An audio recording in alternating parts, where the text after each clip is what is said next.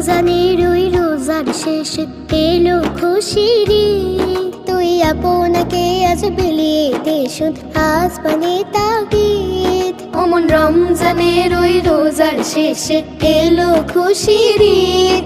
তুই আপনাকে আজ বিলিয়ে দে শুধ আসমানে তাগিদ।